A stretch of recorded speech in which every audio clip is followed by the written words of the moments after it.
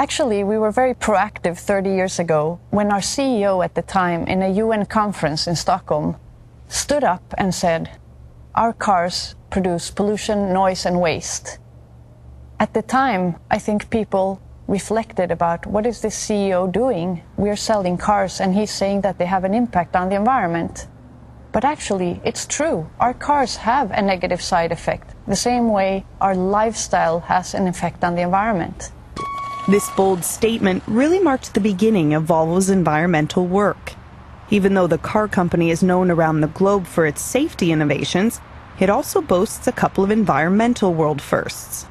We could say that there's a bit of a Volvo in every car, not only because of the three-point seatbelt that everybody knows about, but also because of this exhaust emissions technology. We introduced new technology in the 1970s, which was a three-way catalytic converter with a lambda sensor. It was an innovative technology that at the time reduced emissions with about 85%.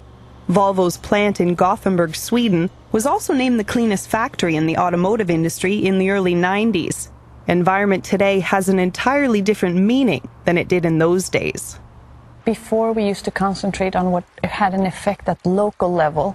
We emphasized emissions that were hazardous to health or to the environment very close to our production plants.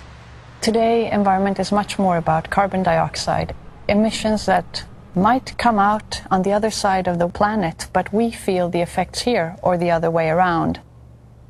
The environmental strategy for Volvo is all under the umbrella name of Drivey. Drivey is simply the word drive, which means leading the way, taking a leadership, and that's exactly what we want to do at Volvo. This program we've launched 1 year ago, and it is the umbrella name for all our initiatives related to environment. And we've built it on three pillars. The first one being motion, and it's all about our powertrains, our engines. The second one is inside, and that's about the cockpit, the air in the cabin, the purity of the air in the cabin. And the last one, we call it life cycle. We want to make sure that our cars have the least possible impact on the environment. Our vision is that we will always continually minimize the environmental impact of our cars in production, in use, in recycling. And it would be great to say, well, one day we will have zero impact on the environment. And we do have that ambition. It is important that we take our responsibilities as a car manufacturer, but also give our consumers the possibility to make the right choice. Volvo currently offers several different models that run on bioethanol. Later this year, Volvo will premiere its new super-efficient diesel engine that emits less than 120 grams of CO2 per kilometer. And in the near future, cars that can be driven on electricity alone, like the plug-in hybrid.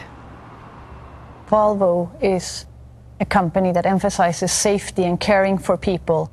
I think the Scandinavian aspect of our company says a lot about how we look upon nature. Nature gives us our ability to enjoy our products, our cars, to drive in very nice environments.